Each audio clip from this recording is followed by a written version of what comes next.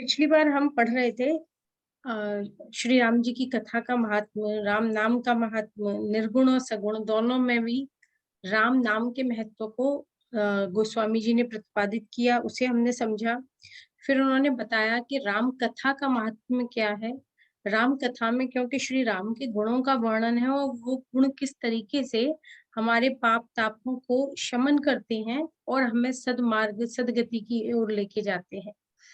इसी क्रम में आगे श्री राम जी कहते हैं, अगर आपकी किसी की आवाज चालू है तो प्लीज अपना माइक म्यूट कर लीजिए, या मैं अपनी तरफ से म्यूट कर देती हूँ सबको। अगर आपको बोलना हो तो आप फिर बोल लीजिएगा।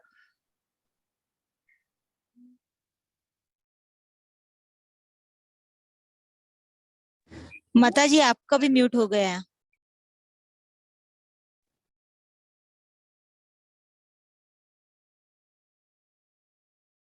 चलिए अब हम शुरू करते हैं। कुपथ कुतरक कुचाल कली कपट दंभ पाषंड दहन राम गुण ग्राम जिमि ईंधन अनल प्रचंड। रामचरित राकेश कर सरिस सुखद सब काहु सज्जन कुमुद चकोर चित हित विशेष बढ़ला। अब यहाँ गोस्वामी जी हमें क्या बताने की कोशिश कर रहे हैं। गोस्वामी जी कहते हैं कि श्री राम जी के गुणों का जो समूह है वो कुमार्ग, कुतर्क, कुचाल और कलयुग के कपट, दंभ और पाखंड को जलाने के लिए वैसा ही है जैसे कि ईंधन को जलाने के लिए प्रचंड अग्नि। जैसे कि ईंधन को जब हम डालते हैं तो प्रचंड अग्नि उसे तुरंत जला डालती है, इसी तरह श्री राम के गुण हमारे अंदर छुपे हुए कपट को, कुचाल की प्रवृत्ति को, कुतर्कों को और कुमार्ग पे जाने वाली प्रवृत्तियों को उसी प्रकार तुरंत भस्मीभूत कर देती हैं। और साथ में कहते हैं रामचरित पूर्णिमा के चंद्रमा की किरणों के समान सभी को सुख और शीतलता प्रदान करने वाले हैं। परंतु सज्जन रूपी जो जैसे कहा जाता है कुमुदनी चांदनी में खिलती है, तो सज्जन के मन के लिए ये विशेष रूप से हितकारी है। चांदनी सबके लिए सुखद है, सबके लिए शीतल है, लेकिन जिस प्रकार कुमुदनी को विशेष आनंद होता है चंद्र को देखकर, उसी प्रकार सज्जनों को, भक्तों को, भगवान के प्रेमियों को उनका गुणगान करने से विशेष हित और महान लाभ की प्राप्ति हो जाती है। तीन प्रश्न जेहि भांति भवानी जेहि विधि शंकर कहा बखानी सो सब हेतु कहब में गाई कथा प्रबंध विचित्र बनाई। जेहि ये कथा सुनी नहीं होई जन आचरज करें सुनि कोई सोई। कथा अलौकिक सुनहि जे ज्ञानी नहीं आचरज करहि अस जानी। आगे गोस्वामी जी कहते हैं कि जिस प्रकार से भवानी भगवान शंकर से प्रश्न करती गई और जिस प्रकार शंकर भगवान उन्हें बखान कर श्री राम के गुण और चरित्र को कहते गए, उसी प्रकार विस्तार से मैं इस सारे चरित्र को गाकर कहूंगा, अर्थात इस कथा की रचना करूंगा। अब वो आगे कहते हैं कि जिसने कभी भगवान राम की कथा को पहले आज तक नहीं सुना है तो वह आश्चर्य ना करे। जो भी ज्ञानी इस विचित्र कथा को सुनते हैं वो आश्चर्य नहीं करते। तो अगर आप पहली बार इस कथा को सुन रहे हैं तो आपको इसमें आश्चर्य नहीं करना चाहिए, क्योंकि संसार में राम कथा की कोई सीमा नहीं है, ये कथा अनंत है। इसमें एक अर्थ उनका ये भी छिपा हुआ है कि कई बार ऐसा होता है कि हमने एक कथा सुनी जिसमें कुछ अलग अलग प्रसंग थे, फिर हमने एक दूसरी कथा सुनी उसमें कुछ अलग अलग प्रसंग थे, फिर हमने कहीं तीसरी कथा सुनी उसमें कुछ अलग प्रसंग थे। तो कई बार कुछ लोग जिन्हें पहले राम की महिमा या राम कथा के अनंत विस्तार का नहीं पता, उन्हें गोस्वामी जी कहते हैं आप आश्चर्य न करें, क्योंकि राम की कथा, राम के गुण, उनका विस्तार इतना है कि कोई भी कवि कभी उसको पूरा तो बता ही नहीं सकता। तो यह निश्चित तौर पर संभव है कि आपने एक कथा सुनी, वहां कुछ प्रसंग थे पर कुछ रह गए, और दूसरी कथा सुनी उसमें आपने कुछ और प्रसंग सुने। तो इस प्रकार जो राम भक्त हैं, प्रेमी हैं, मुनि हैं, ज्ञानी हैं, वह आश्चर्य नहीं करते, क्योंकि वह जानते हैं कि प्रभु श्री राम की कथा अनंत विस्तार वाली है। और उनके मन में विश्वास है कि भगवान राम के अनेकों अवतार हुए, हर युग में राम का अवतरण होता है, और जब जब राम का अवतार हुआ तब तब उन्होंने अपनी कथा, उनका जो चरित्र है उस चरित्र में नए नए प्रसंग जुड़ते रहे। तो कोई भी कवि इतना सक्षम नहीं है जो भगवान राम के अनंत विस्तार वाली कथा को किसी एक जगह पे पूरा बखान सके।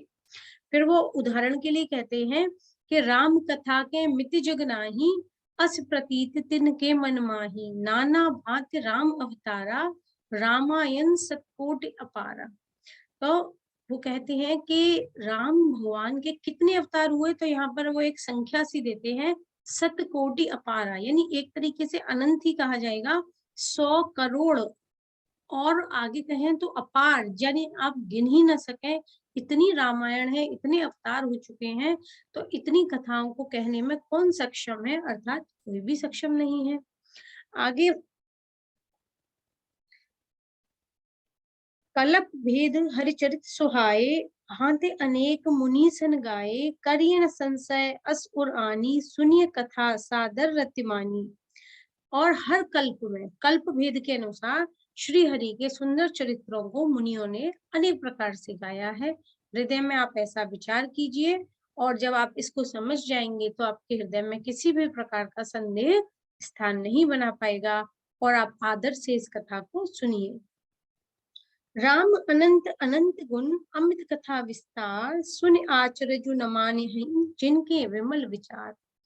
और वो क्या कहते हैं यहाँ पे, वो कहते हैं कि राम जी की कथा अनंत, और उनके गुण भी अनंत, उन कथाओं का विस्तार भी अनंत।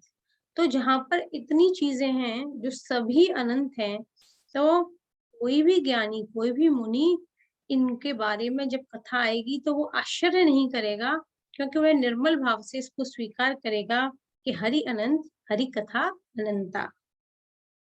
एहि विधि सब संशय कर दूरी, सिर धर गुरुपद पंकज धूरी, पुनि सबहि बिन बहु कर जोरी, करत कथा जेहि लाग न खोरी, सादर सिवहि नाई अब माथा, बरनऊ बिसद राम गुण गाथा, संबत 1631 करऊं कथा, हरि पद धरि सीसा। अब यहाँ पर तुलसीदास जी अपनी कथा के समय का, जब वह इस कथा की रचना कर रहे हैं रामचरितमानस की, तो उसका भी वर्णन कर देते हैं कि अब मैं आदर से सबके हाथ जोड़कर विनती करता हूँ, पुनः पुनः गुरु जी के चरण कमल की रज को अपने सिर पर धारण करता हूँ, विनती करता हूँ, और यह प्रार्थना करता हूँ कि इस कथा की रचना में कोई भी दोष स्पर्श न करने पाए। सबको सिर नवाकर, सादर से वही नाय माता, सबको सिर नवाने के बाद, गुरु की ध्यान करने के बाद, पुनः फिर वह भगवान शंकर को सिर नवाते हैं और कहते हैं कि अब मैं भगवान श्री राम के गुणों की निर्मल कथा शुरू करता हूँ। और भगवान के चरणों में सिर नवाकर वह अपना सन बताते हैं, संवत बताते हैं कि 1631 में मैं इस कथा को लिखना शुरू कर रहा हूँ। तो यह ऐतिहासिक तथ्य है कि 1631 में तुलसीदास जी ने इस कथा की रचना आरंभ की। नौमी भौमवार मधुमासा, अवधपुरी यह चरित प्रकाशा, जहि दिन राम जन्म श्रुति गावहीं, तीर्थ सकल तहाँ चल आवहीं, असुर नाग खर नर मुनि देवा, आय करहि रघुनायक सेवा, जन्म महोत्सव रचहि सुजाना, करहि राम कल कीरति गाना। सम्मत बताने के बाद बताते हैं कि चैत्र मास की आज नवमी तिथि मंगलवार का दिन है। श्री अयोध्या में यह चरित्र भगवान राम का प्रकाशित हुआ, और जिस दिन श्री राम जी का जन्म होता है, वेद कहते हैं उस दिन सारे तीर्थ अयोध्या जी चले आते हैं, और उसी राम नवमी के दिन से भगवान राम के इस चरित्र को गाने वाली कथा रामचरितमानस को तुलसीदास जी ने लिखना शुरू किया है। असुर नाग खग नर मुनि देवा, आय करहि रघुनायक सेवा, जन्म महोत्सव रचहि सुजाना, करहि राम कल कीरति गाना।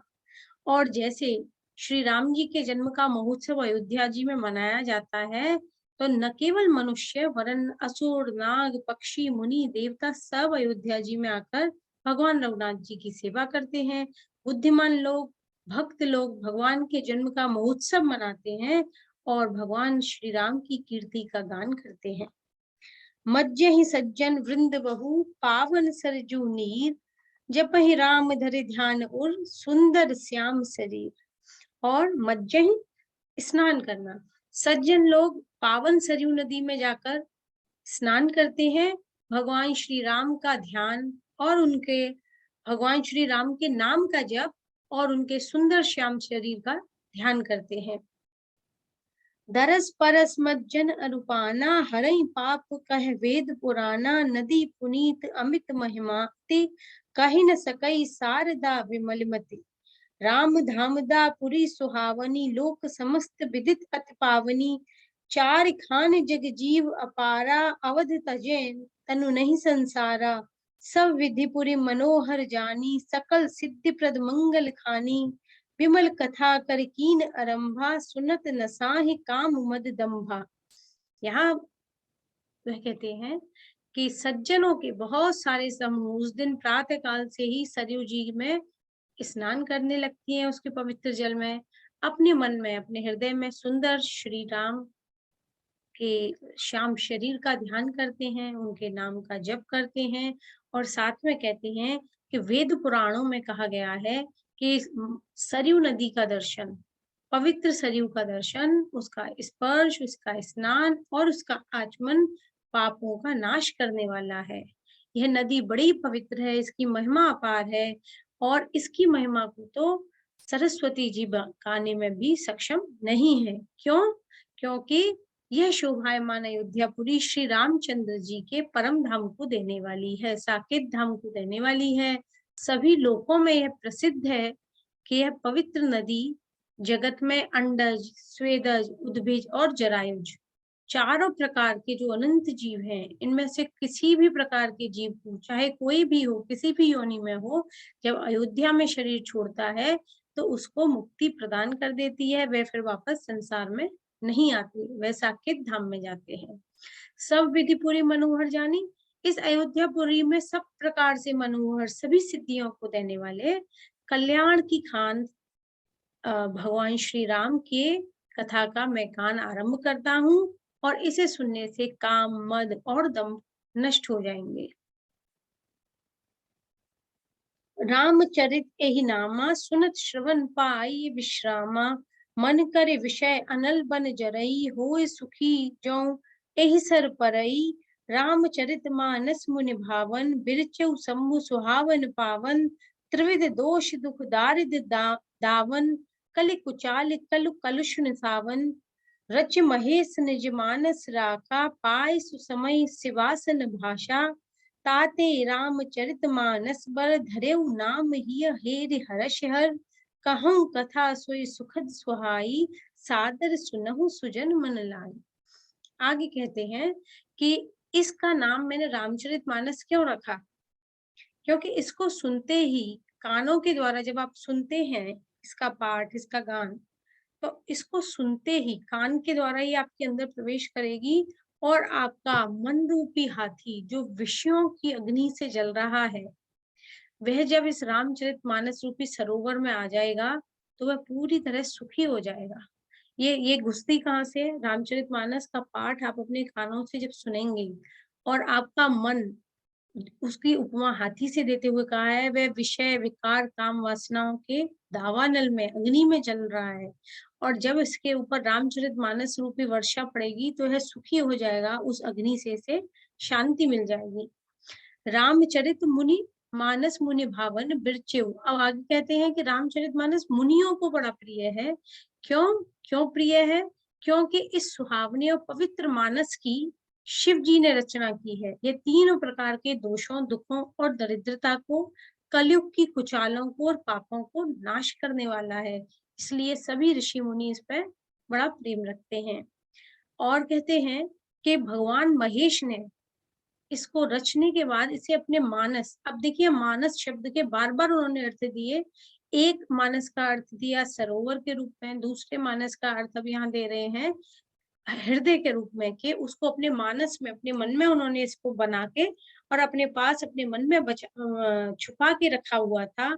और जब सही अवसर आया तब उन्होंने शिवा अर्थात माता पार्वती के सामने इसको प्रकट किया और इसी कारण शिव जी ने इसे अपने हृदय में देखकर और प्रसन्न होकर इसको सुंदर रामचरित मानस कहा। मानस शब्द के भी यहाँ पे उन्होंने कई आपको अर्थ दे दिए। मानस के क्या क्या अर्थ हुए? मानस का अर्थ मन हुआ, मानस का अर्थ सरोवर भी हुआ, सागर भी हुआ। कहूँ कथा सोई सुखद सुहाई, सादर सुनहु सुजन मन लाई। और इसी सुख प्रदान करने वाली सुहावनी राम कथा को मैं कहता हूँ, हे सज्जनों, हे राम प्रेमियों, हे भक्तों, आप इस कथा को मन लगाकर सुनिए। जस मानस जेहि विधि भयउ, जग प्रचार जेहि हेत, अब सोई कहूँ प्रसंग सब, सुमिर उमा वृषकेत। आगे कहते हैं कि यह रामचरितमानस जैसा है, जिस प्रकार बना है और जिस हेतु से जगत में इसका प्रचार हुआ, ये सारी कथा मैं आपको भगवान श्री उमा महेश्वर का स्मरण करके कहता हूँ।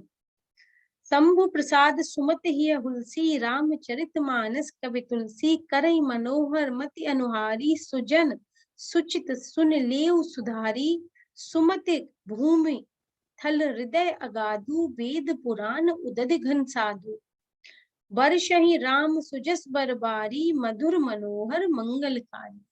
वे कहते हैं कि करई मनोहर कि रामचरित मानस कैसे आया कि श्री शिव जी की कृपा से उनके हृदय में उन्होंने इस रामचरित मानस को विकसित किया, और उसी प्रसाद को पाने से यह तुलसीदास रामचरितमानस का कवि हुआ। किसके प्रसाद से? शंभू का प्रसाद पाकर भगवान शंभू के प्रसाद से मन में प्रसन्नता हुई और उससे यह रामचरितमानस बना। और जब तुलसीदास को उन्होंने प्रेरणा दी तो उनको रामचरितमानस के गान का ये सौभाग्य मिला। यहाँ पर उनकी विनम्रता देखिए कि वे यह नहीं कहते कि यह रचना मेरे पास से आ रही है, मैं कह रहा हूँ, कहते हैं नहीं, भगवान शंभू की कृपा प्रसाद को मैं तो बस यहाँ प्रकट करने का एक माध्यम बना हुआ हूँ, और अपनी बुद्धि के अनुसार तो मैं ऐसे सुंदर रूप में मनोहर करई मनोहर मति अनुहारी, मैं ऐसे मनोहर बनाने के, सुंदर बना के अच्छे ढंग से कहने का प्रयास करता हूँ। फिर भी हे सज्जनों, सुंदर चित्त से जब आप इसे सुनेंगे तो आप इसे अपने आप सुधार लेंगे। मेरी तरफ से अगर कोई भूल चूक हो तो आपका चित्त इतना कोमल, उदार और सुंदर है कि आप उस पर ध्यान न देते हुए राम नाम के रस पे ही ध्यान देंगे। आगे कहते हैं, सुमति भूमि, सुंदर सात्विक बुद्धि अगर आपकी है, बुद्धि को उन्होंने कहा है भूमि के समान, हृदय ही उसमें गहरा स्थान है, और जब उस भूमि को खोदेंगे तो उसमें जो गहरा स्थान है वह आपका हृदय है। वेद और पुराण समुद्र के समान है, और साधु संत मेघ के समान है। तो वो साधु रूपी मेघ श्री राम जी के सुयश रूपी सुंदर, मधुर और मनोहर मंगलकारी जल की वर्षा करते हैं। अब इस उदाहरण को, इस रूपक को समझिए कि जब साधु रूपी मेघ सुंदर, मधुर, मनोहरकारी श्री राम के यश का गान करेंगे, उसकी वर्षा करेंगे, तो वह कहाँ जाएगा? वह आपके सुंदर सात्विक बुद्धि में जाएगा, और उस बुद्धि से होते हुए, वहां से छनते हुए, वह उसमें जो गहरा स्थान हृदय है, उस हृदय में चला जाएगा। तो यहाँ पर बड़ी सुंदर उन्होंने उपमा दी, वेद पुराण रूपी समुद्र से साधु संत सज्जन लोग जो कथा का वाचन करते हैं, वह सब उस कथा को लेंगे और वो उस कथा को मेघ के रूप में आपके बुद्धि पे वर्षाएंगे।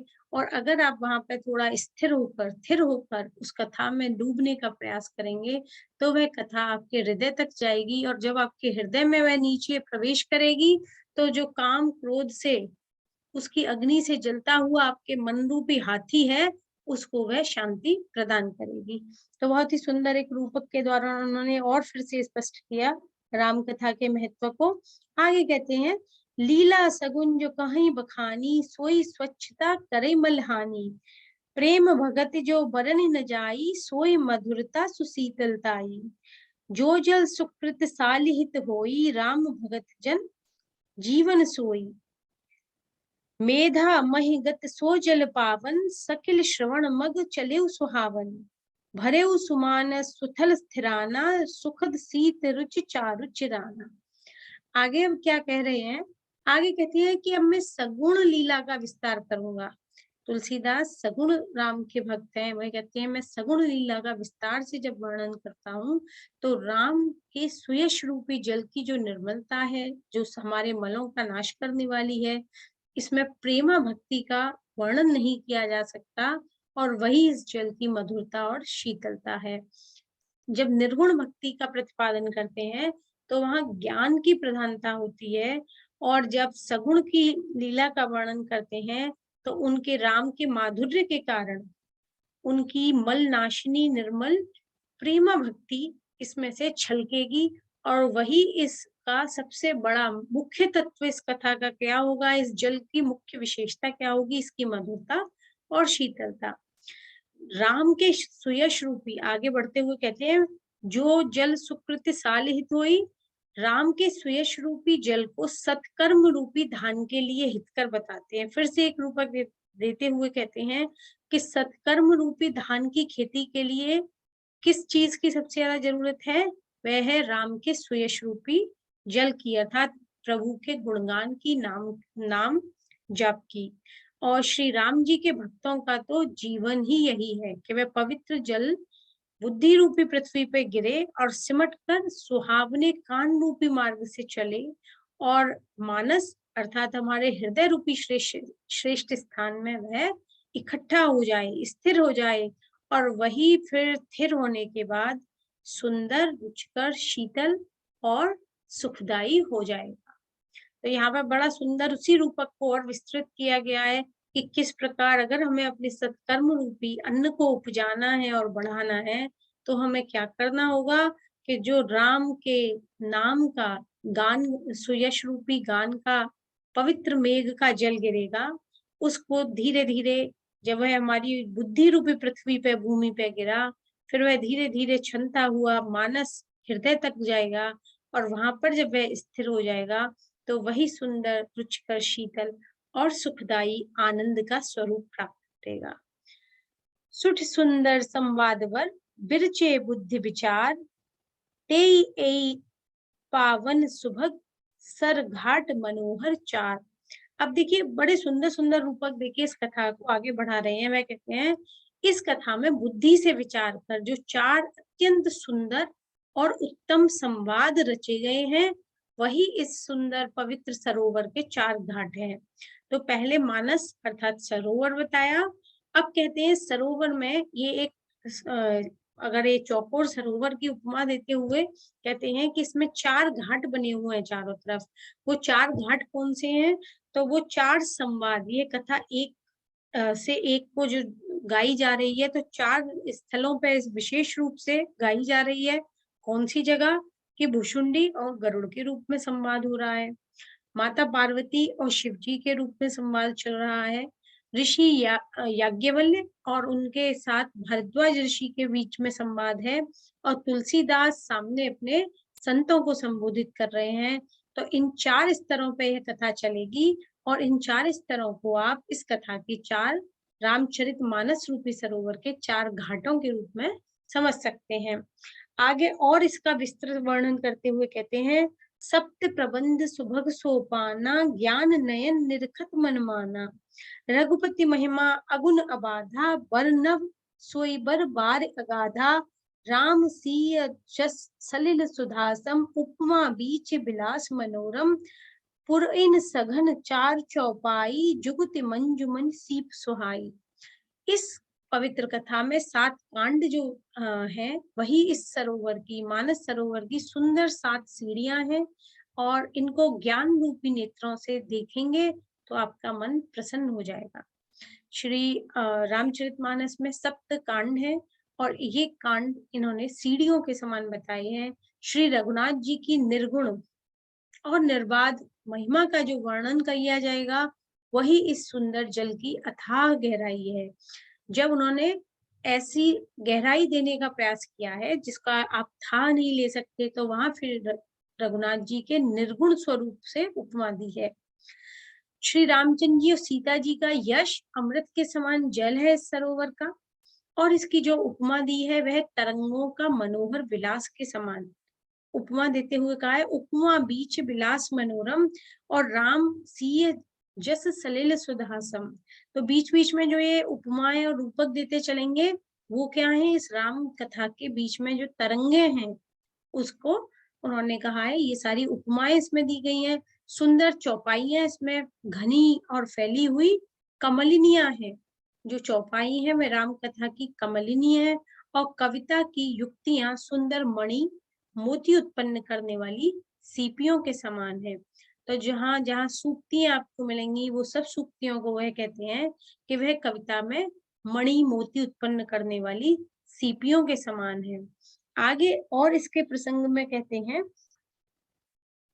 छंद सोरठा सुंदर दोहा, सोई बहुरंग कमल कुल सोहा, अर्थ अनूप सुभाव सुभाषा, सोई पराग मकरंद सुबासा, सुकृत पुंज मंजुल अलिमाला, ज्ञान विराग विचार मराला, धुन अवरेक कवित गुण जाति, मीन मनोहर ते बहुभांति।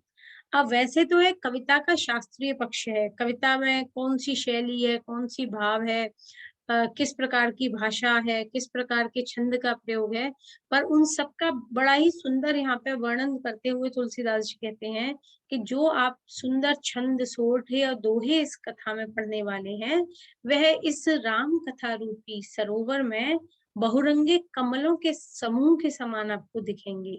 इनके अर्थ बड़े ही अनुपम होंगे, ऊंचे भाव होंगे, और भाषा भी सुंदर है, और यह भाषा पराग के समान, मकरंद के समान है, और यह सुगंधित है। अर्थात ऐसा नहीं है कि केवल शब्द शाब्दिक चमत्कार हो, शब्दों की महिमा हो, बल्कि इनके अर्थ भी उतने ही ऊंचे, सुंदर और सुगंधित, अर्थात बहुत ही उच्च प्रकार के भावों से युक्त है।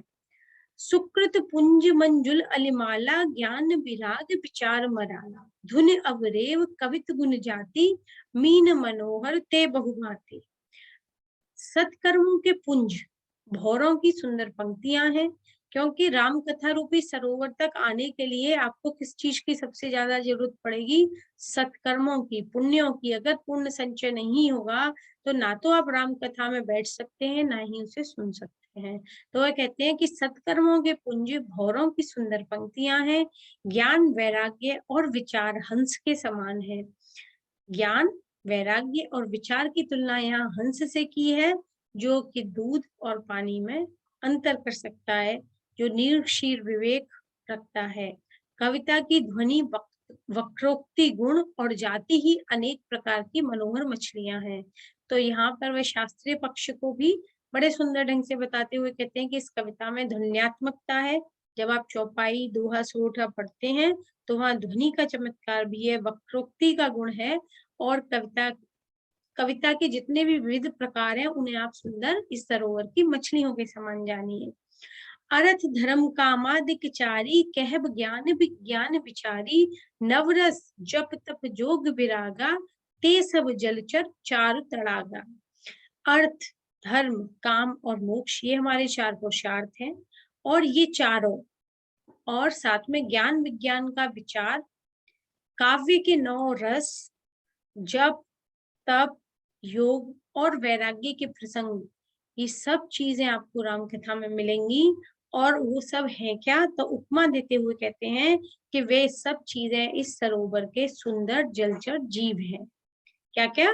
चारों आपके पुरुषार्थ, ज्ञान विज्ञान के विचार, काव्य के सारे रस, जप, तप, योग और वैराग्य के प्रसंग, यानी ये जो छोटे छोटे कथा प्रसंग आपको मिलेंगे, वह सब इस सुंदर राम कथा रूपी सरोवर के जलचर जीव हैं। आगे कहते हैं, सुकृत साधु नाम गुण ज्ञाना।